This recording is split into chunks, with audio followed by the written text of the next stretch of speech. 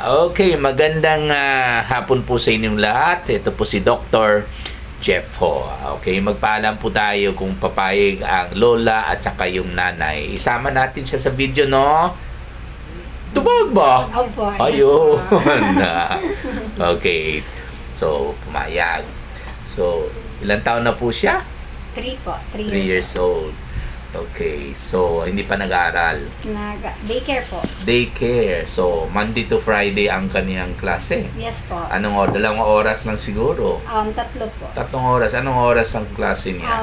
Umaga. Umaga po. Anong oras? 8 to 11. 11. Monday to Friday po yan. Opo. Anong pangalan ng kaniyang daycare na eskwelahan? So po guys, Santo Rosario. Santo Rosario. Opo. Okay, so cute, no? Nahiya siya. Shy girl. Tawa ka? Uy, nahiya siya.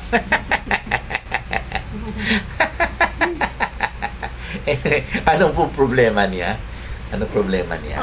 Nagtatai po. Ay, nagtatay siya ng LBM daw, diarrhea. LBM is loose bowel movement. Ilan araw na po yung LBM niya? Pangalawang araw na po ngayon. Second day. So, ibig sabihin, kahapon nag-LBM. So, may I know anong oras nag-LBM siya kahapon?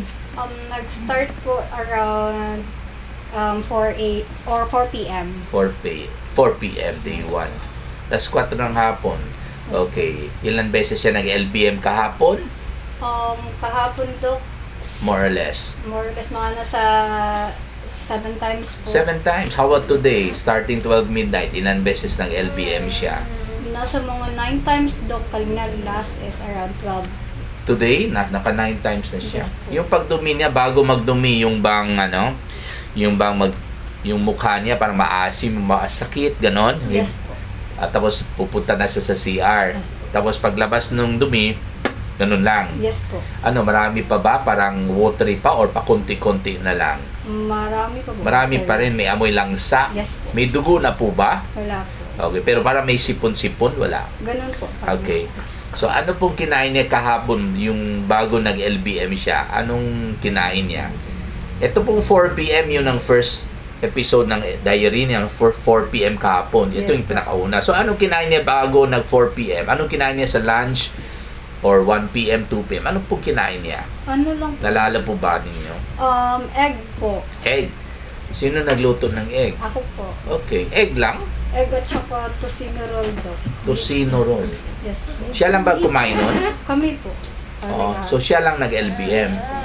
Meron ba siyang kinain na hindi nyo kinain? Sige lang, okay lang. Pupunta siya sa kanyang nanay. Okay lang. Wala po do. Sige lang. Wala. So, how about in the morning, meron siyang kinain na hindi nyo kinain? Sa Hello? morning. Wala do. Same lang talaga yung kinain niya sa amin. Okay. Sa kapitbahay ba may nag-LBM? Saan po kayo nakatira? Buhangin po, San Francisco. Walang balita na marami nag-LBM doon? Wala naman. Okay. So far, siya lang nag-LBM. Before nag-LBM, sumuka siya. Yes po, Doc. So, ilang beses siya nang sumuka? Kahapon po 2 times. So, bago nag-LBM. Yes po. Okay. So, then, sumunod na yung LBM. LBM. Okay. How about today? Hindi na siya nag-LBM. Nag-LBM po, Doc. What I mean, today, hindi na siya nag-vomiting. Hindi Hindi na na po. sumuka. Pero, nagre-reklamo pa rin siya, sumakit ang kanyang tiyan. Hindi siya makatulog, Doc. Ay, hindi siya makatulog. So, first time lang po ba siya nag-LBM? Dati, Doc, nagka-LBM na siya. Anong findings dati? Masagay dati. Masagay nito, katulong nga ni Doc. Kung siya'y Masagay nito. Nag-LBM, Doc. Ay, Katong sa tungkol sa water. sa water. katong dehydrate. Okay. Parang, Okay. So, wala ba siyang lagnat? ngayon, Doc, meron. May lagnat na siya, ha?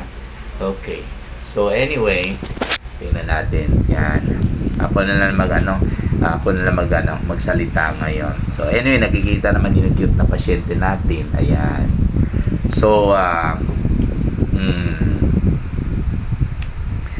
kadalasan, pag meron nag-LBM dahil po sa meron kinain or meron na inom na contaminated food or contaminated water, no? At kadalasan within 6 hours, no, galing sa yung paglunok ng contaminated food or contaminated water within 6 hours. Okay? Kadalasan mag-LBM kagad sila. At bago mag-LBM, syempre, since yung mikrobyo po ay nasa tiyan, ang unang reaction ay, syempre, yung tiyan mismo ang mamamaga. Kasi nandyan po yung infection. Okay? So, any response, any reaction to infection, okay, ang tawag natin yan ay inflammation. Kaya namamaga. Or there's swelling ng stomach lining. Dahil doon, syempre, magsuka ang pasyente. Sinadya ng Panginoon yan na pag makalunok tayo ng contaminated food or contaminated water, automatic, ilalabas ng stomach natin. Ganyan po ang, anong tawag nito? Ganyan po kagaling yung ating Panginoon. No? Kasi yun ang first line of defense natin. Ilabas ka agad.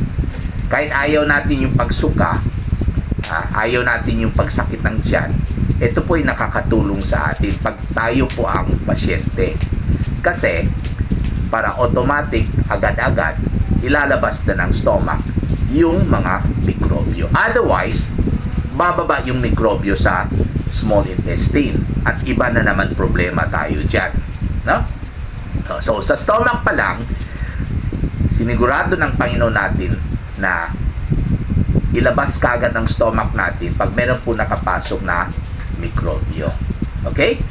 So, huwag tayong magalit sa Panginoon. Bakit magsuka po tayo tuwing makalunok tayo ng mikrobyo? Kasi po, ang pagsuka at ang pagsakit ng tiyan, ito po ay nakakatulong sa atin.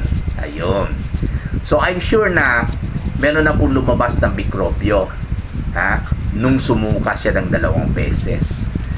Pero, meron pa rin mikrobyo ang bumaba. Okay? Biro mo kung hindi siya sumuka, hindi tayo makasuka, hindi sinama ng Panginoon yung vomiting mechanism natin, hindi sinama ng Panginoon na yung vomiting mechanism natin, anong mangyari sa kanya? Syempre, mas marami mikrobyo ang magdiretso sa small intestine. Mas delikado yan. Kasi pag mas maraming mikrobyo ang bumaba sa small intestine dahil hindi tayo makasuka, mas matindi yung inflammation ng kanyang small intestine. At this stage po, maaaring namamaga na po yung small intestine yan. Kasi ang mikrobyo niya, okay, ay lumampas na po sa stomach. Okay? Ngayon po ay nasa small intestine na po. At anong mangyari pag nasa small intestine? Patuloy pa rin ang sakit sa tiyan, syempre, kasi ang small intestine natin ay magagalit po pag meron po mikrobyo. At anong reaction ng small intestine? Syempre, mag-contract siya. Okay? Dahil sa pag-contract, ayan, magsakit na naman ng tiyan. Okay? Dahil sa pag-contract, mas mabilis bumaba yung mikrobyo para hindi tumagal sa small intestine. Okay? So, yun ang kagandahan ng pag-contract ng bituka tuwing may mikrobyo. Okay? Bakit mag-LBM ang isang pasyente pag ang mikrobyo po ay nasa small intestine? Kasi po, sa small intestine, doon po inaabsorb yung 90% ng liquid na nainom po natin. So, kung ano mang nainom niya, whether water or juice or Hydride or Orisol, 90% po ay bumababa. Sana.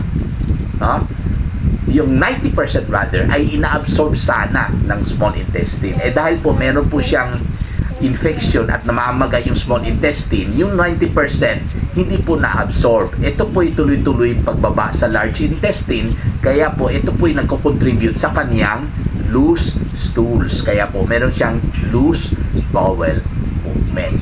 Ayun. So, paano natin itigil yung LBM or diarrhea? No? Syempre, patayin natin yung mikrobyo. Diba? So, yun ang pinaka-importante. At kadalasan po, ang mikrobyo po ay walang iba kundi amoeba. Okay? Anyway, examinin ko pa yung pasyente mamaya, no? Pero, meantime, kadalasan, kahit without any benefit of stool examination, okay, pwede natin i-presume kadalasan ito po dahil sa amoeba. Kahit ipapa-examine po natin yung dumi, kadalasan negative po ang kaniyang stool. Kaya useless po ang stool examination para sa akin, ha. Kasi kahit negative ang resulta sa kaniyang stool examination, hindi ibig sabihin ang kaniyang LBM hindi po dahil sa amoeba. Okay? Kadalasan kasi ang makikita ko or maririnig ko sa pasyente, galing sila sa ospital for example, dahil po daw sa negative stool exam nila, hindi sila binigyan ng antibiotic. Kaya tuloy-tuloy pa rin yung kanilang LBM sa bahay, kaya dito sila pupunta. So, ang akin lang po, ito pong dahil po sa experience natin, okay, para sa ating mga younger doctors, na huwag tayong mag-asa sa stool exam, okay, para gamutin natin yung pasyente na may LBM. Huwag natin hintayin na dapat mag-positive yung stool exam before tayo magbigay ng gamot para sa mikrobyo. Ha? Kasi sa experience po natin, kadalasan po, ito po dahil sa amoeba at diretso na po ako magbigay ng antibiotic kontra sa amoeba. Okay? So, napaka-importante po na patayin natin ang mikrobyo para matigil na po ang kaniyang infeksyon. Pangalawa, dahil po sa kaniyang sakit sa tiyan or sobrang kulo ng tiyan, kasi gusto nga palabasin ng bituka natin, whether it is small intestine and large intestine, kaya kumukulo, kailangan ipatigil natin yung pagkukulo. Kasi sumobra na yung pagkulo ng tiyan niya ngayon Sumobra na yung pag-contract, kaya po masakit at tuloy-tuloy po ang kaniyang loose stools. So kailangan ipabagal natin yung pagkulo ng tiyan niya para may time mag-absorb ng small intestine yung nainom niya na tubig or Orisol or Hydride or Vivalite or Pedialyte. Ayun. So, kailangan na po natin siya bigyan ng gamot para pampakalma ng bituka. Otherwise, tuloy-tuloy po yung paglabas yung nainom nila na tubig. No? So, for that, pwede tayo magbigay ng dicycloverine syrup 4 ml 3 times a day for 5 days. At yung metronidazole naman niya, pwede tayo magbigay ng 7.5 ml 3 times a day for 7 days. Ha? So, yun lang po ang kadalasan ang binibigay po natin sa experience natin, more than 30 years. Okay? At marami po tayong pasyente sa totoo lang po, ha? Okay, this is just for the benefit of our younger doctors, ha? Kadalasan, pumunta yung pasyente dito, hindi po sila binibigyan ng antibiotic. Syempre, para sa akin, paano magtigil yung LBM kung hindi natin patayin mikrobyo? Kadalasan, ang binibigay po sa mga emergency room, dahil nga negative daw ang stool exam, ang binibigay po, Erisiflora, ayan, yun ang paborito po sa mga emergency room ngayon, Erisiflora. Nagbibigay rin po sila ng zinc, ayan, no? Okay? So, ako po, sa experience po natin, hindi ko yan binibigay. Kasi, panahon namin noon, nung wala pang Erisiflora, wala pang zinc, gumagaling yung pasyente natin sa LBM. At anong binibigay po natin noon? Walang iba. Yun pa rin. Number 1, metronidazole para patayin natin ang mikrobyo. Number 2, dicycloverine para makalma ang kanilang bituka. At I would say, gumagaling pa rin yung pasyente natin kahit wala pong Erisiflora, wala pong zinc. Ha? Pero wag po kayo mag-question sa doktor ninyo kung bakit binigay yung Erisiflora at saka zinc, because your doctor knows best, if not better than what I know. Lalo po kung hindi ko po na-examine yung pasyente ninyo. Maraming salamat po.